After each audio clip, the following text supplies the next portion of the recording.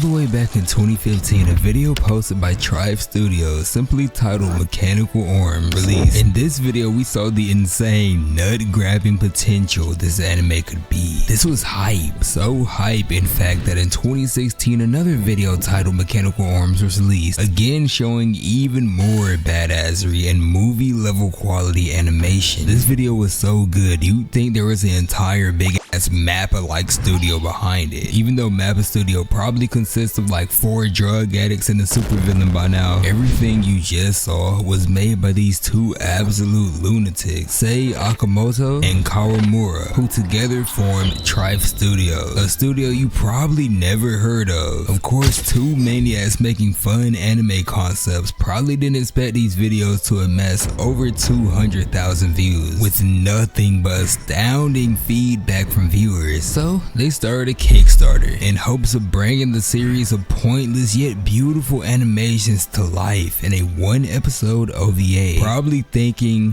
this is gonna flop, nobody's gonna support. 67,000 collected, over 1,000 backers in under a year. This is getting serious. Of course, you're not making an entire anime with just 67,000 V-Bucks, but they did fully intend to have a 25-minute beautifully animated 1-episode OVA with a full cast of voice actors for the characters. One voice actor being fucking Gojo. Yes, Yuichi Nakamura, the voice actor of Gojo, and many more characters voiced a character in this anime. We're gonna cover this anime later on in the video, so I'll let you guess who he voiced. Using the Kickstarter money, this 1-episode OVA was finally released in 2018, and it was everything the backers wanted. The characters weren't just pointlessly jumping around. We had a plot, villains, and a hype-ass crisp final fight. The only problem was, it's literally 1 episode, but the 1-episode OVA was a success, with the promotional video for the OVA hitting over 100,000 views. So with the success of the OVA, Studio TriF would go completely silent for 5 whole years, until boom, they make a post in 2022 announcing the production of a full 12-episode anime. The backers were stunned, yet amazed. Some even thought the project itself was cancelled by this point. We even got cover art for the series. It was amazing. Fast forward all the way to 2024, an entire 9 years since the original series of videos were made. A Kickstarter funded full anime and a dedicated team of maniacs. Let's check out the anime to see what's been cooking for 9 fucking years. Off rip, we see our protagonist Hikaru on a bike just vibing. Holy shit, what is that? Oh, that's just a robot girl with arms that come out of her ass stealing the strongest weapon on the planet.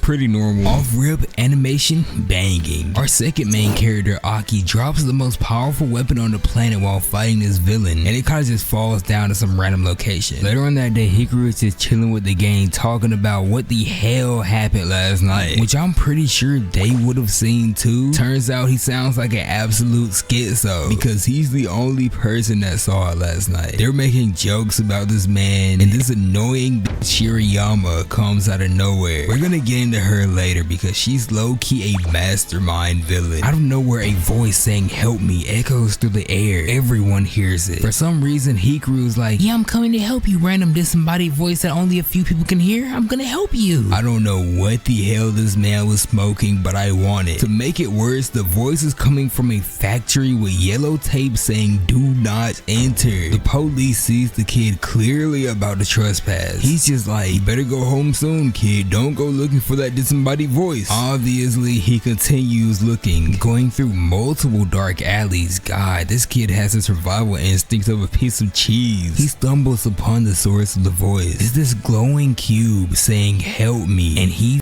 fucking touches it. I take what I said back. He has the survival instinct of a literal walnut. Never touch the glowing talking cube begging for help. The cube flies up. My Hero Academia as music starts playing. It fuses with his jacket, and let me introduce you to Alma, a Mecha Ude from another dimension who lost all his memories and pretty much just has Alzheimer's the entire series. He's the funniest character in the series, which is insane considering he's a talking Mecha arm. Of course, Hikaru, finally showing signs of being human, is scared shitless until a drone with a pair of saws comes out of nowhere chasing him and Alma through the alley. It's actually a pretty fun dynamic between the two, mainly because the dumbass mecha alien arm actually fused with his jacket instead of fusing with his body, so Karu can literally just throw the jacket away and forget everything that just happened. We also get introduced to the Kagami group, which is this group of people who all have their own mecha udes and have been hunting for Alma. They're also the ones controlling the drones, led by this dude we don't really know yet, but hell, he looks cool as fuck. Back to the action. Hikaru's trying to leave Alma trying to res Hikaru fucking tap dancing on this man, knowing he can't chase him. It's a funny scene with Hikaru eventually giving in and taking the alien arm with him. Bro think he the main character now. The drones catch up. Both of them start taking off running for their lives until Aki, the girl with the